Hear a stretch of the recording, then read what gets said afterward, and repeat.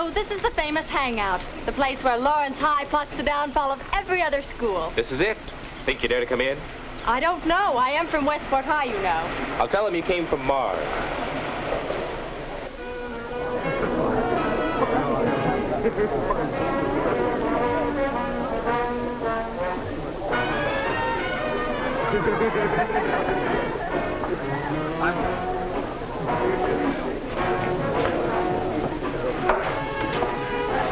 Her name, Jim, her name. Down, boys. She's my cousin.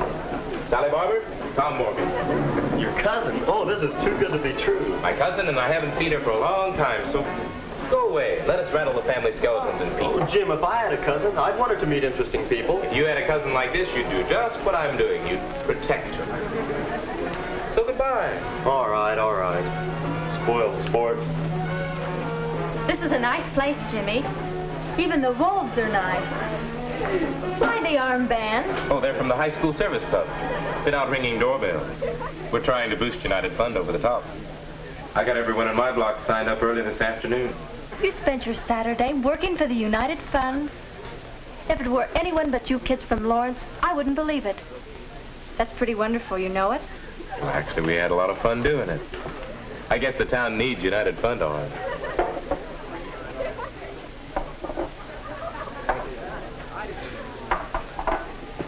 You know, you've really got it here at Lawrence. We've really got what? Maybe you'll think I'm kind of corny, but, well, you've really got the right kind of school spirit. Golly, I wish the kids at Westport had a small idea of some of the things Lawrence has done. What's wrong with Westport? You've got school spirit. I can remember how you all came down here for the football game. Man, I never saw so much. Spirit?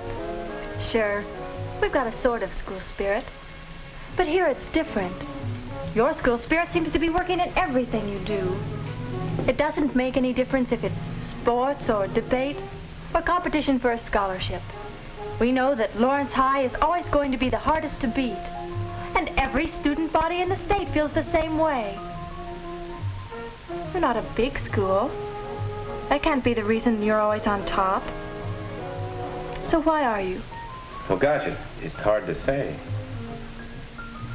But if you ask me, I'd say Bob Corby had a lot to do with it. Bob Corby? I don't remember Bob Corby. Sure you do. He was president of the senior class and all-state the year we were freshmen. Oh, that Bob Corby. But he's been... Yes. He's been gone from Lawrence High a long time. But he left his mark. You know, I can remember a little bit of what it was like before his time. We had then what everybody thinks of as school spirit. A pep club, cheerleaders, and plenty of noise.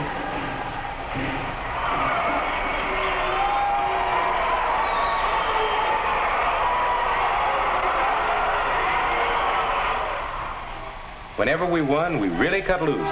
Snake dances, snarling up traffic, and racing up and down streets, blaring car horns, and yelling. It's certain the townspeople didn't get much sleep, and it's a wonder somebody didn't get killed. Sometimes noise wasn't enough. Sometimes it was kid stuff, such as painting the school initials in places where they had no business to be. If we'd had any sense, we'd have known all this carrying on was a discredit to the school. And then let's see. Yes, it was still my freshman year. We had a pep assembly. It wasn't an unusual assembly. Some band music and some yells, and the members of the team talking to the student body. But, well, I remember what Bob Corby said when it was his turn. And now we'll have a few words from our team captain, Bob Corby.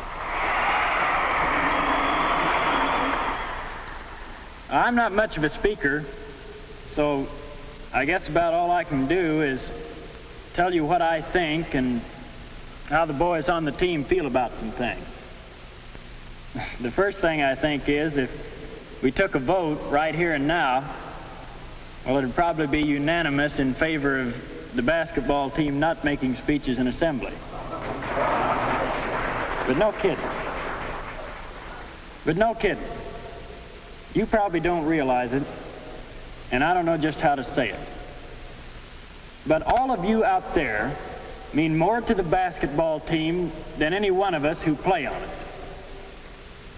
We spend a lot of time practicing and a lot of time learning the plays. And sometimes, well, we get to thinking we're pretty good. But when the day of the game rolls around, well, our insides get shaky. And we begin to wonder if we're really going to be any competition for the other team. If it weren't for all of you and the way you feel about Lawrence High School, we'd be just another basketball team. You can feel that spirit right now, right here in this assembly. We're all for Lawrence. We're all for the team. We want to try to do well and try to win everything that the school does. And with that kind of spirit, I don't see how we can lose.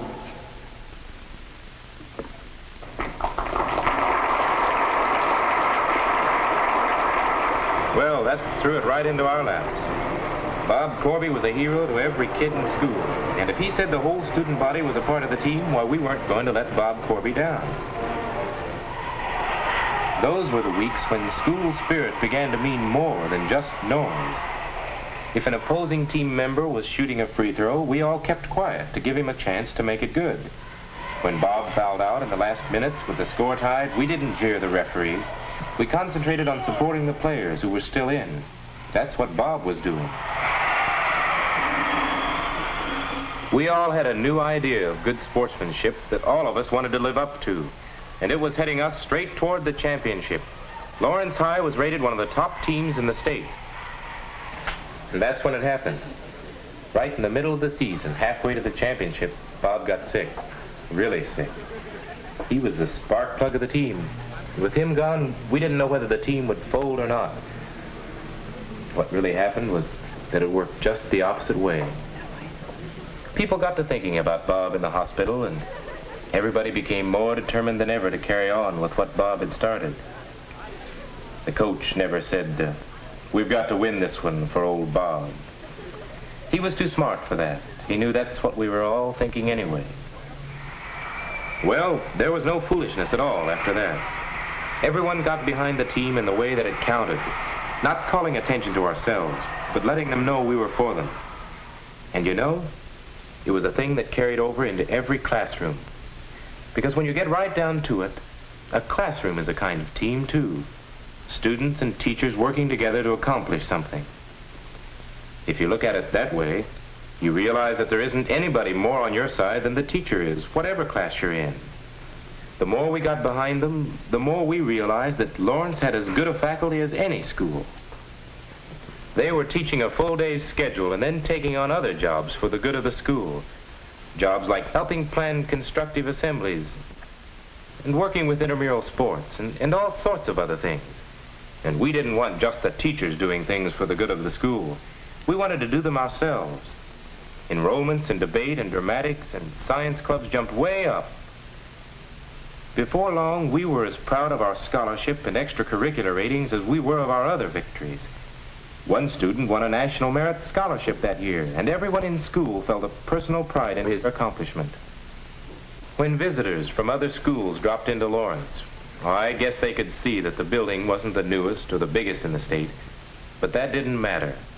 We knew any school would probably trade their shiny new buildings for what we had, the reputation of being the best school in the state. Boy, I'll never forget the championship game that year.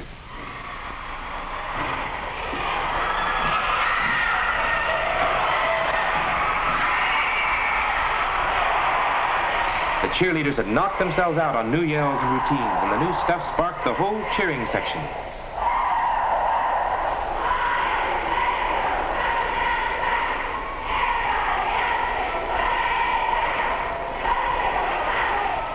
There wasn't an empty seat in the house. The whole student body turned out, even though the sports writers favored Washington High to beat us by at least 8 points. After all, we didn't have Corby. That's what they thought. You should have seen them. Every man on the team was an inspired ball player. He had to be. Washington High didn't stand a chance.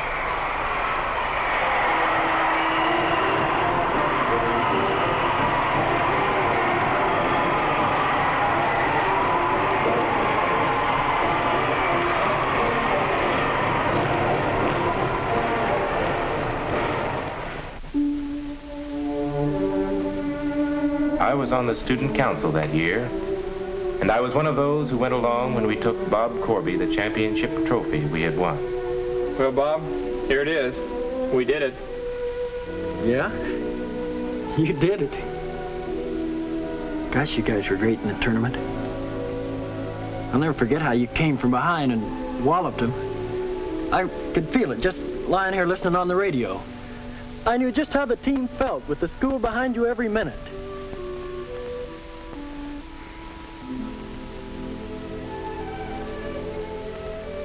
Wish I could have been playing with you, but I guess you just have to take things as they come your way.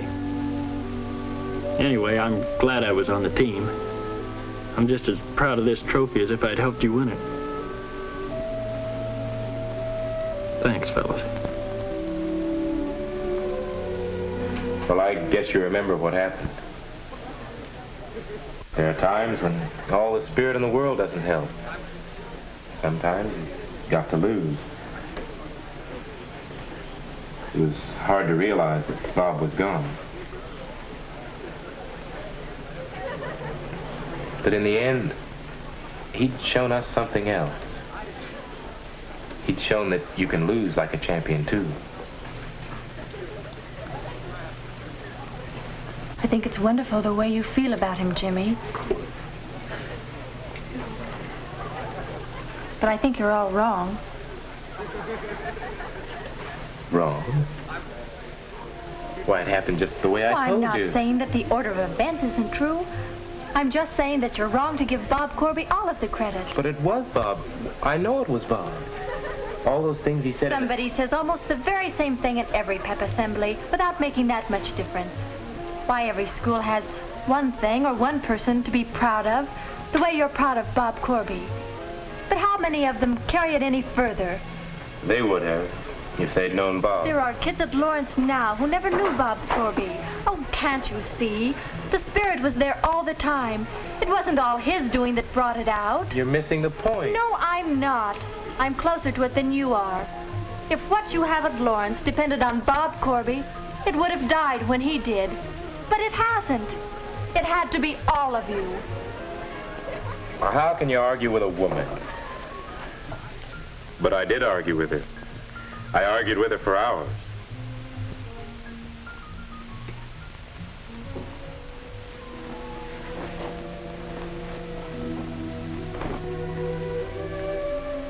But you know, since then I've been wondering more and more. Is Sally right? Was Bob Corby really less important than I thought to Lawrence High? Or was it Lawrence High that made Bob Corby important? Can any school build our kind of school spirit if it looks around to see all the things it has to be proud of and then supports them, win, lose, or draw? I don't know. What do you think?